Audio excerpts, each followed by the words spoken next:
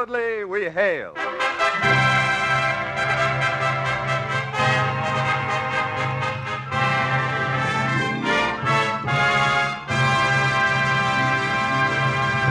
Hello from Hollywood, ladies and gentlemen. This is C.P. McGregor speaking. Welcome to another performance of Proudly We Hail, a program of your War Department. Through the courtesy of the Hollywood Coordinating Committee, we present the popular actor, Mr. Dennis O'Keefe, who will star in our play, A Question of Eligibility, written by Richard Hall, with music by Eddie Scrivanik.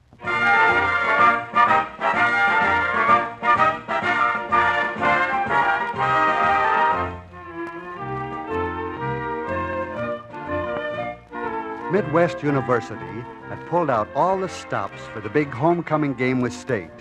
With All-American Biff White, a one-man pigskin riot, Midwest was rightfully optimistic. I guess there was only one man on campus who didn't join in that optimism, Professor Eberly Gilmore.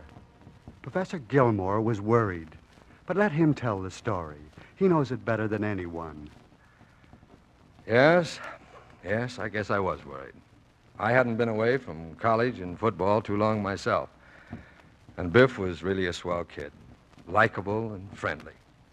I didn't want to hurt him if I could in any way, but I guess it was inevitable. I'd returned to my little office in Barker Hall that afternoon. My girl Friday at the time was Betty Walsh, major in the department. Worked for me a couple of hours each day. She looked up as I entered. Oh, hello, Professor. Oh, Betty. How are you coming? Oh, I'm all through. Gee, what a huge stack of papers. Mm-hmm. Have them all graded? All graded. Every last one of them. Uh-huh. How was, Biff White's paper? Oh, let me see it. Yeah, 35. 35? Well, that's an excellent score for a 9-hole golf course. Professor, what about this eligibility slip of Biff's? That. Well, can't we hold that up a little while? Oh, look, they've been calling all afternoon from the ad building. Oh, they have? Well, there's only one thing I can do, Betty. Call the ad building and tell them Biff is down in Chem 1. I can't sign his eligibility slip. Oh, but Professor, that means Biff won't be able to play in the homecoming game Saturday. Oh, he could. But you know as well as I do what chance he'd have of passing a makeup. Yeah, I know. Well, I've got a class. Be back in an hour or so.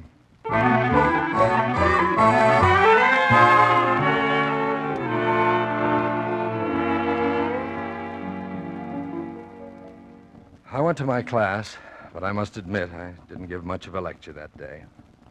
I had Biff's situation on my mind. I wasn't worried about the university authorities backing me up, but I was worried about Biff. He had a habit of taking advantage of you and, making you like it.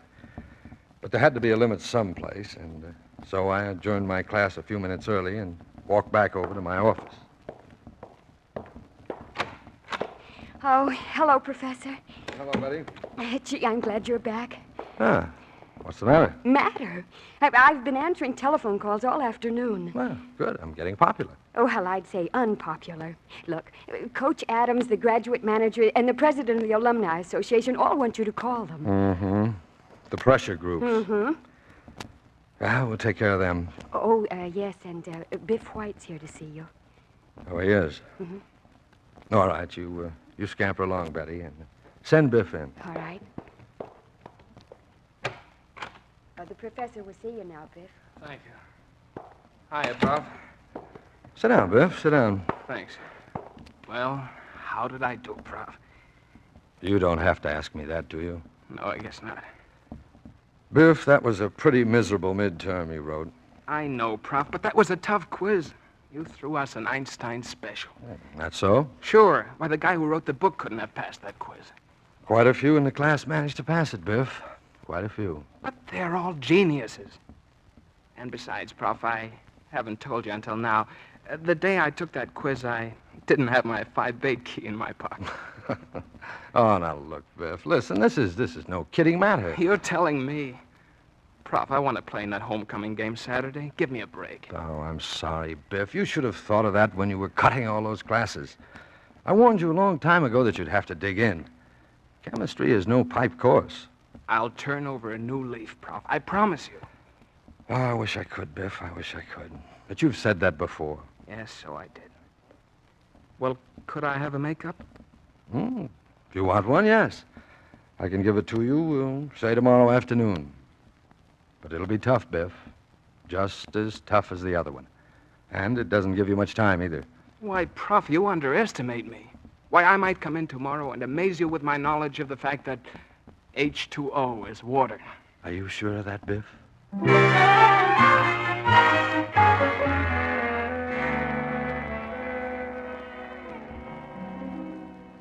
I couldn't help feeling sorry for him, especially that night. I could see him sweating it out, burning the midnight oil, cramming for an exam, which, though I didn't tell him, I knew he couldn't pass. It's no use, Johnny. I'll never make it. I'm going to give it up and get to bed. But, Biff, I keep telling you it'll be a cinch if you'll do it my way. Yeah? Sure, Prof Gilmore never proctors a quiz. You'll be all alone. All you have to do is crib it. A few crib notes, that's all. Maybe you're right, Johnny. Maybe you're right.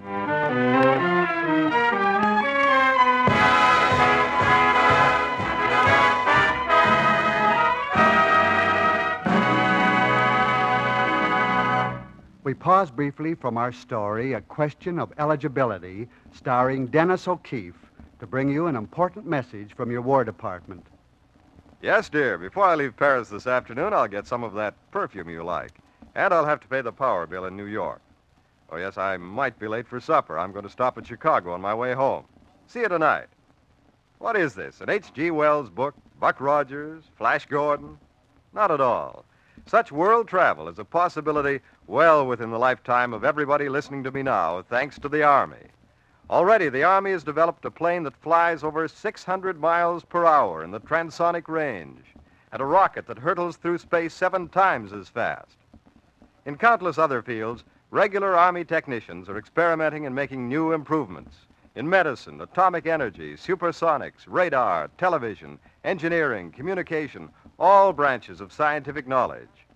A career of technical training and education in the new regular Army is available to all ambitious young men between 17 and 34. See your local Army recruiting officer now.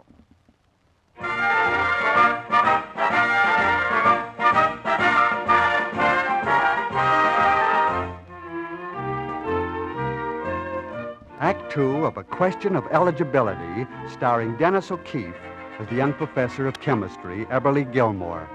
Midwest University's hopes for victory in the homecoming game nosedived with the declaration of Biff White's ineligibility.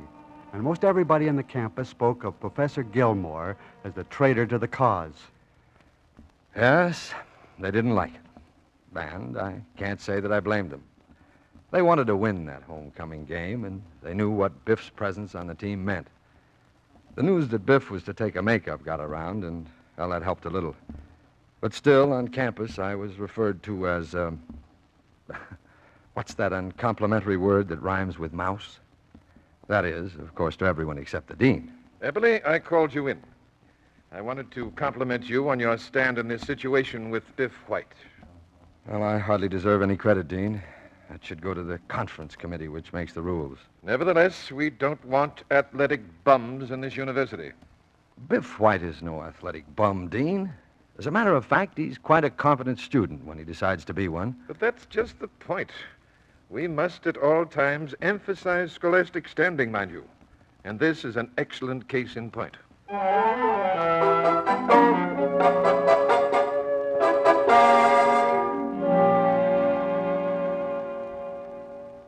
Scholastic standing.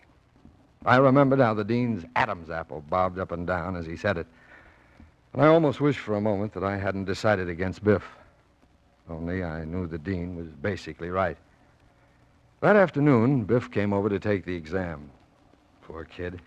It looked like he'd been drawn through my landlady's ringer. Well, Prof, give me the list with the bad news on it. Here you are, Biff. Only 10 questions. Take as much time as you want with them. Thanks, Prof. And come into my office when you're finished. Okay. Oh, Biff, it's not like you. You're nervous. I was up a little late last night, Prof, or didn't you know?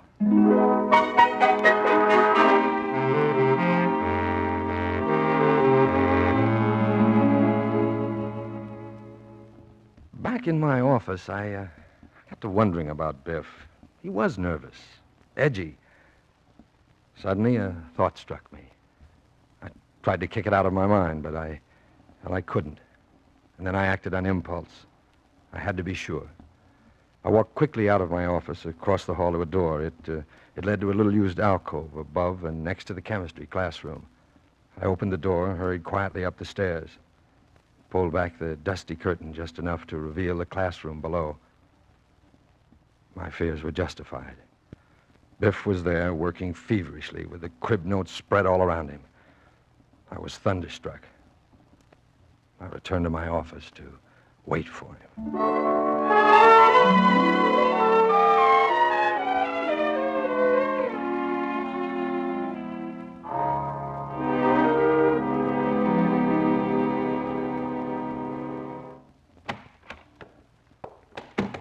Here you are, Prof.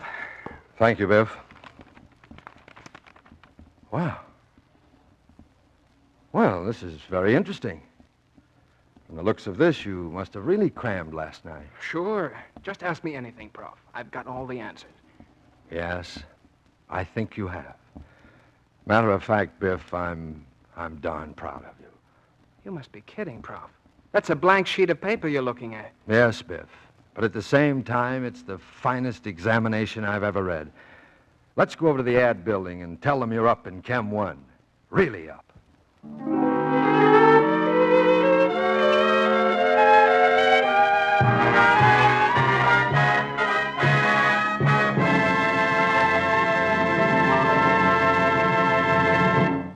This is C.P. McGregor speaking.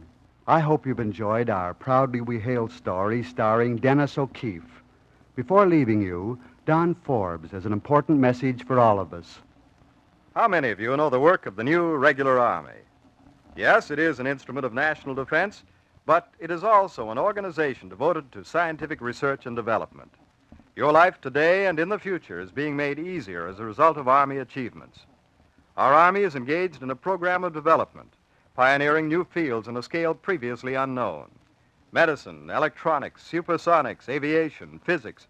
These are but a few of the fields in which Army technicians are carrying on their work. Energy particles, 100 million times as powerful as those released by the atom bomb, are the subject of present experimentations. This is in conjunction with the current study of cosmic rays by Army Air Force technicians. A parachute that will enable an aviator to bail out of a plane at supersonic speeds, and a projectile that will go 7 times as fast are 2 more Army projects. You've heard of the push-button airplane that takes off, flies up to 400 miles, and lands with no human hand at the controls. You've heard of the sniper scope, an instrument enabling one to see in the dark with no visible light. You've heard of the ENIAC, a complicated machine that can tell within a few feet exactly the spot where a rocket fired 120 miles into the stratosphere will land. These are all Army accomplishments. To carry on this work, the Army needs intelligent young men, ambitious men who see the value of this work and want a career in such a field. There's an opportunity for personal advancement, the chance to learn a mechanical skill or trade, as well as other educational benefits. If you are a young man between 17 and 34, go to your Army recruiting station. The recruiting officer there will tell you more about benefits available to you in a worthwhile job in the new regular Army. Thank you, Dennis O'Keefe, for appearing on this program. Proudly We Hail will come to you again over this station next week. Listen in.